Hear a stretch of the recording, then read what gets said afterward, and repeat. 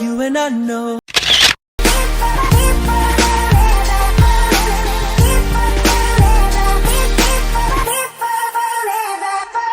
What? In the house, in the building, it's your boy. Together with Janet, Irie, Colin, Prata, and Trish. and if you're new to the channel, please Hit the like button, share, comment, and subscribe.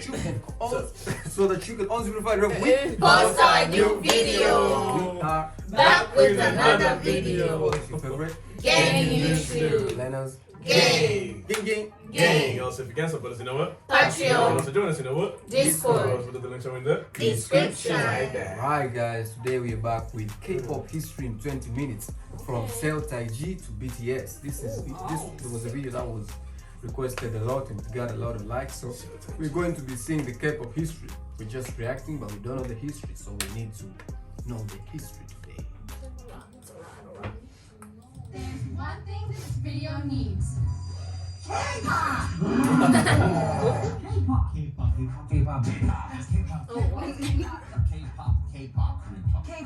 K-pop, popular music originating in South Korea and encompassing a variety of styles. As you've seen, K-pop has grown exponentially. Everyone in the world, like it or not, must have seen a K-pop related video at least once, either if it's Gangnam Style or a BTS video or an annoying K-pop dancing meme on Twitter. But you might not be sure on what K-pop actually is and where and when it began. Well, it all comes down to a country called South Korea, a peninsula located in East Asia in between China and Japan. Korea was doing great with its kingdoms and dynasties for more than 4,000 years until 1910 to 1945 when Korea was colonized by Japan. And from 1950 to 1953, Korean War happened, splitting Korea into North and South. Then Korea was stuck in the Cold War. Due to war and all, the economy wasn't that great. Thus, the music industry wasn't that public nor diverse. Well, Korea did have music like traditional sounds or Japanese-influenced trot. 1970s, economy got a little better. Jeans, acoustic guitars, young kids enjoying life, rock, folk music happened. But still, the government doesn't like too much freedom and creativity. They want you to work. 1980, two words, folk songs and ballads. First, Korean ballads kicked in. People like these dudes made ballad really popular. Legendary dudes like Choi Young-pil pop out. Bands like Shinaway and Dreamclub pop out. People start listening to these dudes instead of these dudes. Until the 90s, Korea gets rich. No one's unemployed. People follow the miracle of Ham River. Successful Olympics, CD distribution. Kids get to wear Nike shoes, buy music, go to concerts, clubs happen, dancing becomes a thing. Finally, the good old 90s arrive. Ding ding, hi,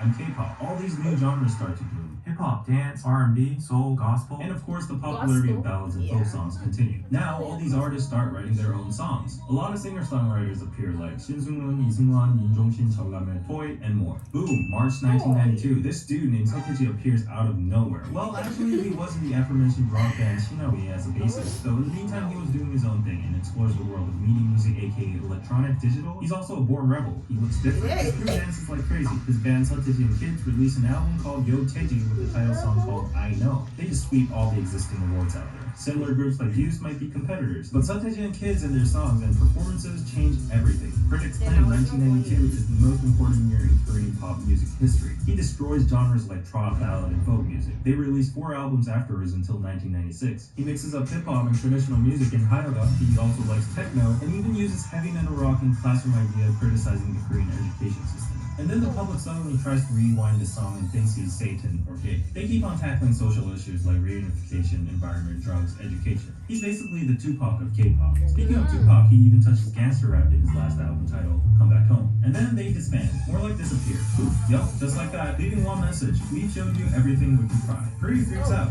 kids don't go to school, protest, attempt suicide. People say K-pop is dead. Well, false alarm. Some Asian kids might be gone, but their impact still lives. Now, listening radio equals lame. On the other hand, watching TV, performances, dance music, choreography, style, competition equals cool. Young teenage fans, official fan clubs, fan meetings, fanfics, Sassing fans, fan wars, capital, artist management. It was like a cult, and SeoTaiji and kids were their idol. On the side, the tornado dance from I Know was the first dance choreo that went viral. Now, corporates see money in K-pop and idol businesses. Samsung, Doosan, Hyundai, LG, Daewoo, Lotte all make their own record companies and labels. Competition begins. Huge investments flow from their mother company. Ambitious scouting, projects, new market, but no system yet. Expenses overissued, no transparency, business based on few inner circle connections. Result, obviously, all gone in a few years. Big failure. But then there's DSP. The founder, Eo-yeon, had some actual experience managing big artists like Taejina, Yoogyeol, Shimshin, and Sobangcha. Sobangcha was actually close to the idol group model way before SeoTaiji and Kids in 1987. However, their music was more trop-based and had very simple dances, thus not as impactful as an idol group like SeoTaiji and Kids. Anyways, Eo-yeon, who had the experience, makes his own label DSP in 1991. Wasn't really successful during the SeoTaiji era. Then in 1996, launches a group literally called Idol that initially had decent popularity, but gets demolished by SM Entertainment's HOT. 1996 and HOT debuts, hardcore rap, distinct fashion, and hairstyles. Criticizing society. HOT is made by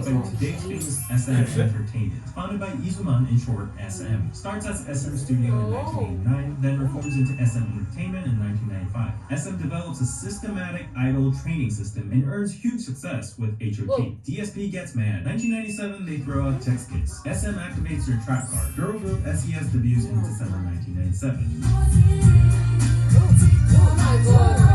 Then DSP says, well, I didn't know. IMF says, everyone hold your fire. Korea will be entering the economic crisis. People lose jobs, businesses go bankrupt, half of the entertainment labels shut down, TV music programs get canceled. People are struggling. They're jumping off bridges, so they aren't really whole or interested about idols. Well, 1998 comes. SMB like, the show must go on. Pops out Shinhwa. DSP says, hold my beer. We present you Finko. At this point, SM and DSP is the Marvel and DC HOT versus Text Kiss, SES versus Finko, Shinhwa versus GOD. Well, GOD was actually produced by a third company called JYP and wasn't actually the typical dance idol group, but I'll get to that later. Each company and group shares the trophies and awards around music shows turn after turn, and of course on the way there were other groups like Baby Box, Chakra, Cleo, and talented solo artists like Yoongjun, Parkji, and Lee Jonghyun as well. Looking back, we now call this era the first generation of K-pop. Meanwhile, you might be wondering whatever happened to SeoTaiji and the boys after they disbanded. I don't know about SeoTaiji himself, but one dude for sure was planning something. Yang Hyun-suk, who was the rapper and dancer of SeoTaiji and boys, was trying out his talent as a producer, but was kind of unlucky in the meantime. But anyways, opened up his own company, Hyun Label, in 1996, but kind of flopped with a group called Keepsakes. Then renames his company to MF Label and launches the hip-hop duo Jinushin. Jinushin surprisingly did pretty well, even though hip-hop was pretty new. Yang Hyun-suk was well known to have an influence and background in hip-hop dance and music. He was spotted in E-Town dancing all the time before his debut dates. So this background and success with Jinushin led him to reform his company into YG Entertainment and launched another hip-hop group called One Time. First generation of K-pop was sparked by SeoTaiji and boys. Everything got systematic, like the training systems and all. Groups with crazy hair, crazy fashion, and dance music. K-pop's still kind of strange, new, but popular to the public. Kind of trying to imitate American pop. While corporate-backed labels died with the IMF crisis, labels with professional music background become big, like DSP, SM, and YG. It was the opening, a door to a new era, to the 21st century. Second generation begins. Wait says 1.5 gen. On the conversion to second gen, there is a transition stage. Surprisingly, a lot of solo artists who sing ballads, R&B, and groups that do ballads or rock become super popular. Songsiyoung, P-Song, Vibe, MC The Mask, Buzz, The Cross, BOS, SG Wannabe. Then where'd K-pop go? Well, many talented solos were there to bridge the transition. The famous Boa, known as Asia's Star, arguably the most successful solo female K-pop artist in history, from SM Entertainment. Got casted by Izuman himself and debuted at August 2000. Also debuted in Japan. Critics state Boa is one of the biggest contributors and pioneer in opening foreign markets for K-pop and SM. Boa gets to get all these first, youngest, most, blah blah blah titles and rewrites K-pop history. Other solo artists also kept the K-pop flame burning with competitions such as Rain and Seven. Speaking of Rain, let's get back to JYP. Park Jin-young, aka JYP, is this dude that was active during the SeoTaiji era as well. Initially got refused numerous times from labels due to his weird face and body, but finally debuts in 1994 as a solo artist. Tale is, SM himself rejects JYP from an audition, but later asks in private just because he wants to buy songs JYP produced. JYP is extremely talented in dancing and also being sexy, which was a first for a male at that time. Won many number ones during the era, even with the competition with SeoTaiji and Kids. Became a singer-songwriter and producer and made hit songs like like Honey and Swing Baby. With that experience, goes on as a producer, producing G.O.D, once called the Nations Group, and also excavates Park Ji-yoon, who sang Adult Ceremony, also produced by JYP. And in the midst of that, makes his own company, JYP Entertainment. Back to Rain. Rain was a backdancer of JYP and Park Ji-yoon. JYP trained Rain and debuted him, also giving him many hit songs like How to Avoid the Sun and It's Raining. Boa from SM, Rain from JYP, 7 from YG. This is when we start to see the three companies grow and become the now known big three of K-pop, SM, JYP, YG. Another fun fact about the 1.5 generation is that many solo artists tried their luck after disbanding from the first generation groups, like Kangta, Pada, Okjuyeon, Eunjiwon. However, to be honest, their popularity wasn't like before. Except maybe Iori, former Finkel member that was least popular among the members, but suddenly pops up with a sexy solo debut and becomes Korea's diva. Finally, it's second gen. The idol groups are back, and the public is used to the word idol. SM Entertainment introduces TVXQ in 2004. They get the Rookie Awards, actually all the awards, gets a Daesang on their second debut year, and gets a Grand Slam in 2006, another Grand Slam in 2008, Oricon chart #1 in Japan. It's not a stretch to say they basically conquered Korea, Japan, and China. SM got rich. They made more groups like Super Junior in 2005, Girls' Generation in 2007, Shiny, and FX in 2009. Super Junior becomes extremely popular with songs like Sorry Sorry in China and Southeast Asia. Girls' Generation becomes the nation's girl group with their stunning visuals and charmful songs like Kissing You and Baby Baby. They don't stop with Korea. They go off to conquer Japan with their songs G, Genie, and O, bringing all those titles from Japan charts and album sales. Shiny puts out super addictive songs like Juliet, Ring Ding Dong, Lucifer, and achieves attention from mostly Japan and Southeast Asia, eventually touring all around these areas. FX shows the experimental side of SM. They carry a unique concept with all of their songs with obscure lyrics. Their unique electronic songs get very positive reactions from professional music critics. And note that we start seeing non-Korean members, such as Victoria and Amber. With all these groups, SM is now all over Asia. Now, SM might be big, no group could rival TVXQ, but here comes a big group, Big Bang.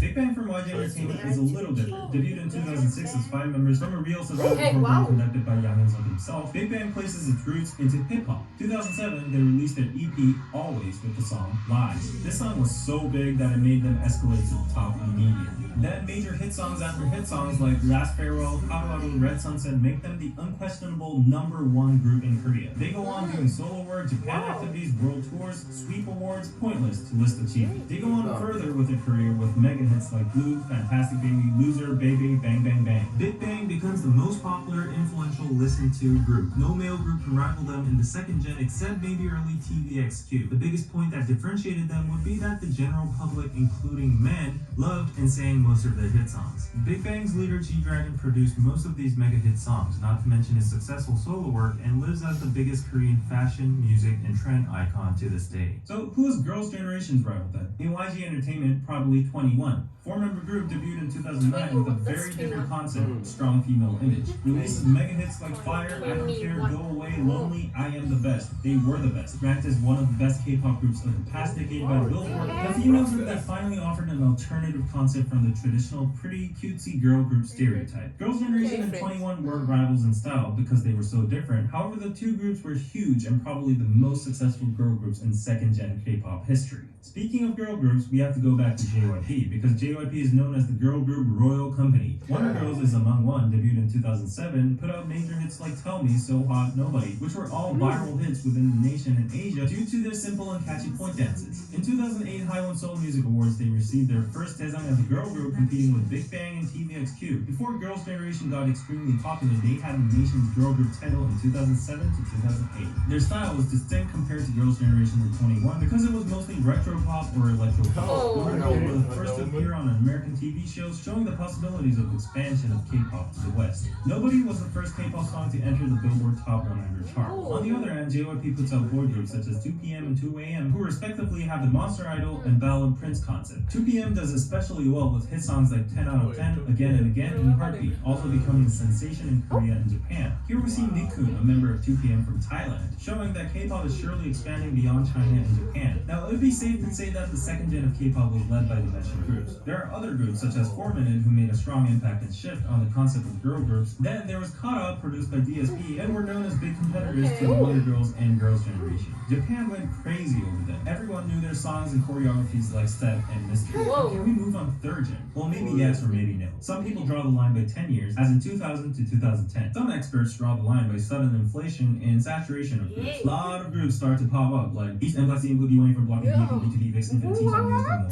For girl groups, After School TR, Rainbow Secret, This Ain't Uses, Girls' Faces, Sister, 8 Pink, ESID, AOA, and more. Though the groups that debuted in the late 2000s and early 2010s are tricky to categorize. Plus, from this point on, please don't hate me for not going in depth of every single group or missing something, because that will change the title of this video to K-pop history explained in 200 minutes. But if we were to say there was a dominant group of this transition era, it's EXO. EXO debuts in 2012 in two groups, EXO-M and EXO-K. Another experimental approach from SM trying to divide and expand markets. Anyways, EXO wins, pops, and grows. China is basically EXO's. EXO has the biggest and also most notorious fandom in Korea. That's how much people love EXO. They put out hit after hits like Growl, Overdose, Call Me Baby, Monster, Loto. Their only rival might be the still yet hugely successful Big Bang. And then they slowly opened the doors to third gen. Now these are some of the characteristics of the third generation of K-pop. 1. Mass inflation and red ocean of idols, saturated market. 2. Globalization as a norm, catching the global audience is a must. 3. Idol audition survival programs. Because of the red ocean of idols, naturally the mass public begins to dislike K-pop idols due to lack of creativity, overlapping concepts, and exhaustion of idol music. This is when the public starts to divide the term idol with artist. Many major TV audition programs become popular looking for real talented singers and vocals rather than visually appealing dance-based idols that only get to sing a few seconds in one song. Well, this is what the public thought at that time. I know there are exceptions among idols too. Oh yeah, in the meantime, in 2012, the worldwide viral dance started happening, getting the watch most viewed video on the planet, thanks to its addictive, hilarious dance and beat. It got a number 2 on the Billboard Hot 100. This was basically the first time that the entire world notices a country called South Korea and K-pop without having to mention nukes and this dude, and that's North Korea, by the way. In third gen, despite the influx of idol groups, the only ones that survive are groups that have amazing music quality or musical talent or something different. Because the Korean market is so small and saturated, it now becomes a norm to have at least more than one global English-speaking member in the group. This member usually is in charge of speaking during overseas interviews and tours. Not only member-wise, but marketing and music-wise, the attempts become more globalized too, testing out new markets such as South America. In the meantime, the public and entertainment companies want a system to get... What just happened? Wow, I was diving into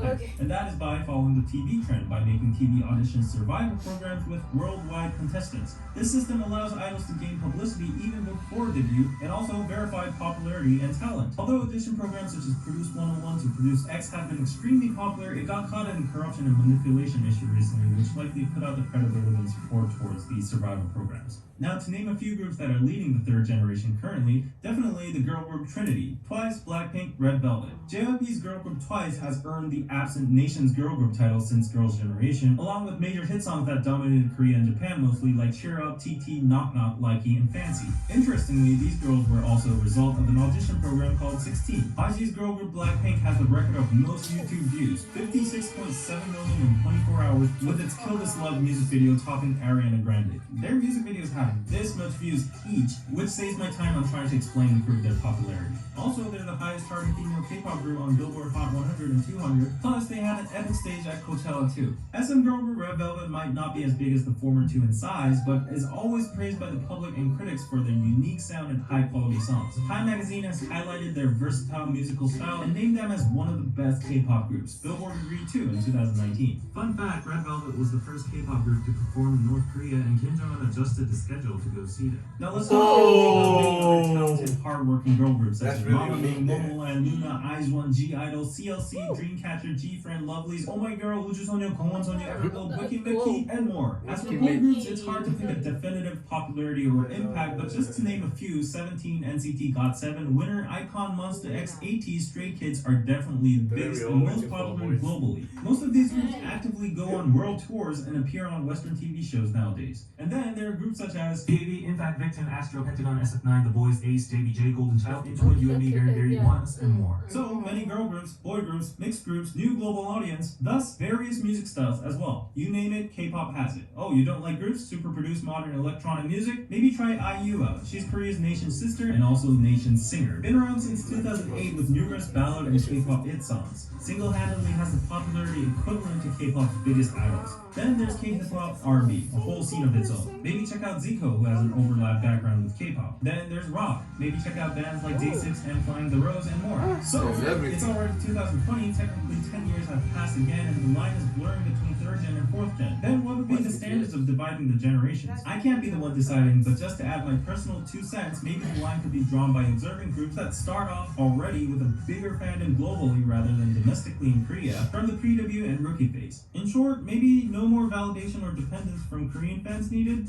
or there's an alternative view of simply drawing the line by post-BTS. And yes, I know y'all are screaming, what, not a single mention of BTS until now, but hold on a little bit more, I have a whole buffet for you. Anyways, this whole generation dividing process is a whole debate subject of its own, so let's just leave it there and throw it to the comment section. Finally, there is one group that needs a thorough separate section in K-pop history, and it is BTS. BTS started off with a small company called Big Hit under the producer named Hwang Shio, who was a former colleague and good friend to JYP, but split paths to make his own company. Hwang Shio gathered 7 members originally and planned to make a hip-hop group. However, the content and musical style diversified over the years. BTS didn't gain much attention during their first years, often getting mocked by their group name that means Bulletproof Boy Scouts, and apparently some or many people thought their appearances were unpretty. However, BTS differentiated themselves with other idols by speaking about the unspoken in their lyrics, such as mental health, youth problems, social issues, and the journey towards loving oneself. BTS also made their own universe and story in their music videos. They made moderate success until they got mainstream with their songs like I Need You, Dope, Save Me, and Fire.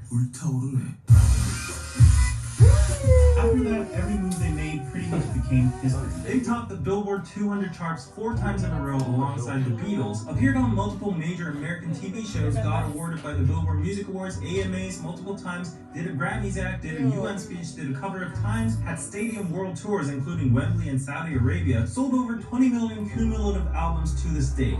BTS has become so big that they become expressed as the BTS or Korean invasion, just like the British invasion from the Beatles by multiple critics and journalists. Many point out that it's even more significant regarding the fact that BTS's music and lyrics were not in English but in Korean. Also started off as underdogs in the K-pop industry itself, struggling without the support of big capital nor media. In the meantime, there might have been attempts to compete with BTS, for example, SM making their own Avengers by combining members from existing successful groups like SHINee, EXO, NCT into a collaborative single group called Super M. Well, they did get number 1 on Billboard 200, but many people criticized the method of bundling issues in the process. However, industry-wise, it was a fresh attempt that never happened in K-pop history, trying to officially combine members from different groups into one with an agenda to make success in the American or global market. And it is these new attempts that fuel K-pop to go further on. Anyways, back to BTS, it's not an overstatement to say that BTS is probably bigger than all of K-pop combined at this point. However, from SeoTaiji to BTS, many groups existed, and every time records were broken, people were surprised. Back then, no one imagined anything bigger than TVXQ, Girls' Generation, Big Bang, EXO, Gangnam Style. But here we are. K-pop is still evolving. The market is getting bigger and it's becoming more well-known all around the world. So it's definitely going to be interesting to see what happens in the future of K-pop. Will it just disappear as a trend or get even bigger, like it always has? Oh, this BKTV. They're really good in what they're doing. Yeah, very informative. Very informative, not boring, you know.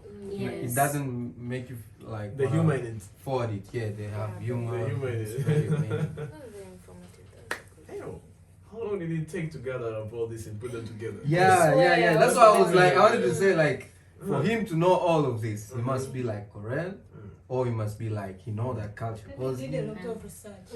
and he's Korean, right? He's Korean, I think. And also to be careful not to mess up with people. Yes. That's another thing. JYP's that guy. Yeah. The guy was singing.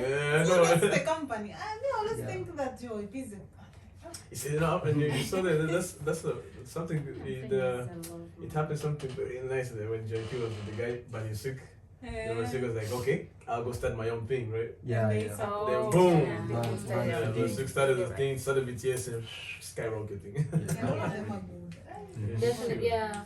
So what happened to the Upa Gangnam Style? Where is he, guys? They didn't talk about it, right? Maybe it's They- making He, you. I saw a comment say like he went to military and then when he came back like It was it all- didn't work like Oh, out yeah. again, you know what I'm saying? But he released I think some songs too. Man. That guy like he's going to put us no- to Korea. Yeah, yeah, yeah. Yeah, For that's real. the guy. Before BTS, before anything, Mm-hmm. we used to know Upa Gangnam I Style. think- You know, everybody's dancing, but we didn't know it's K-pop. You know? Yeah, I think he's the big person who came from Korea and popped the world. Like, Yeah, yeah, yeah. He even say that the first one to get a lot For of real. views. Oh, At some point, it was the most viewed video in YouTube. Sure. That's They crazy. say they even reached second in Billboard, top 100. Yeah, and I think That's he's an from JYP.